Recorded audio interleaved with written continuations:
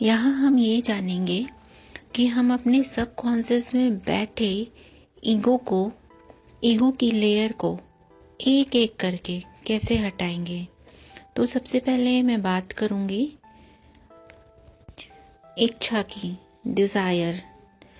क्यों ये डिज़ायर होता है और ये डिज़ायर हमें कहाँ तक ले जाती है।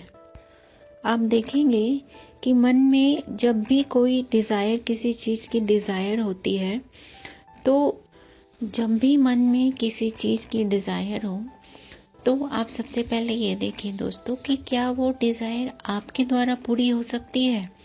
क्या आप उस डिज़ायर को पूरा करने में सक्षम हैं? अगर आप स्वयं उस डिज़ायर को पूरा करने में सक्षम हैं तो आप उस डिज़ायर को अपने मन में लीजिए और आगे की ओर बढ़िए। ये आपको मजबूत ही बनाएगा।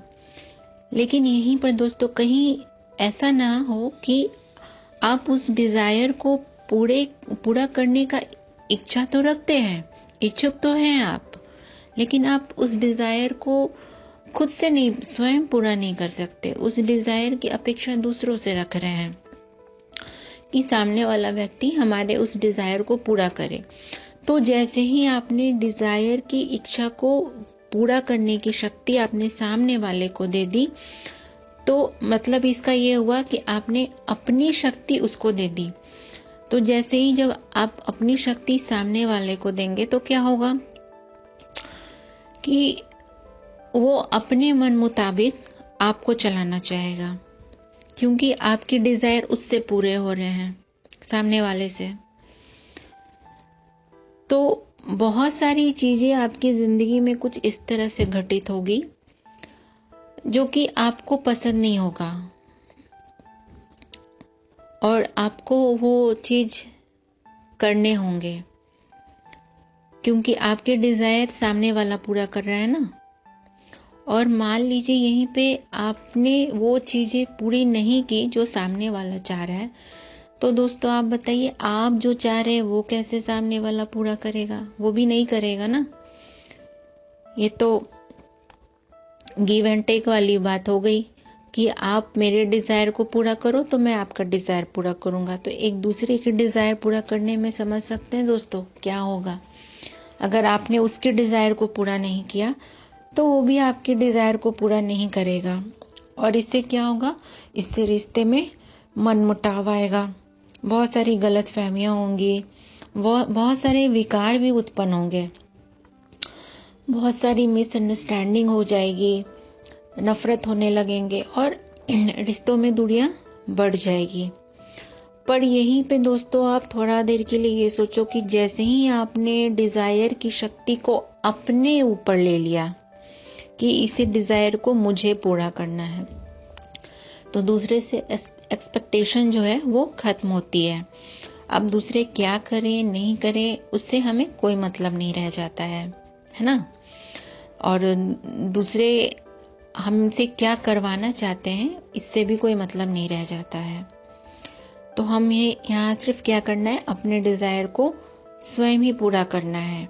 और अगर अपने डिज़ायर के लिए दूसरे के सामने अगर हम झुकते हैं, मतलब कि अगर मैं इसके सामने झुकूँ, इसकी चापलूसी करूँ तो हमारे डिज़ायर पूरे होंगे, तो कहीं ना कहीं दोस्तों आप देखेंगे कि वो भी आपके लिए पॉजिटिव इफ़ेक्ट नहीं होगा, वो भी आपको सकारात्मक आंसर नहीं आएंगे उधर से, इसमें भी आपको नेगेटिविटी घेर लेगी।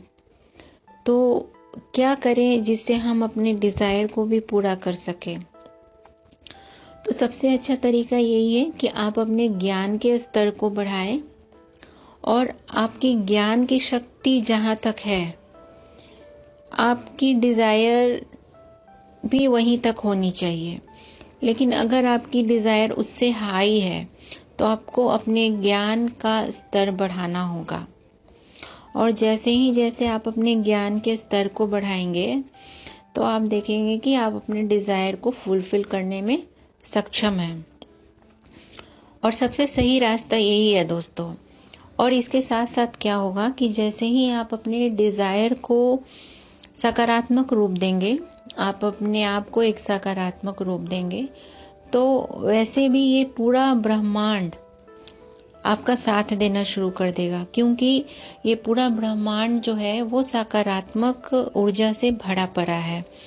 और जैसे ही अपने अंदर आप सकारात्मक ऊर्जा लाते हैं तो ये पूरा ब्रह्मांड आपकी ओर आकर्षित होने लगेगा और आप देखेंगे कि आपके डिज़ायर पूरे हो रहे हैं।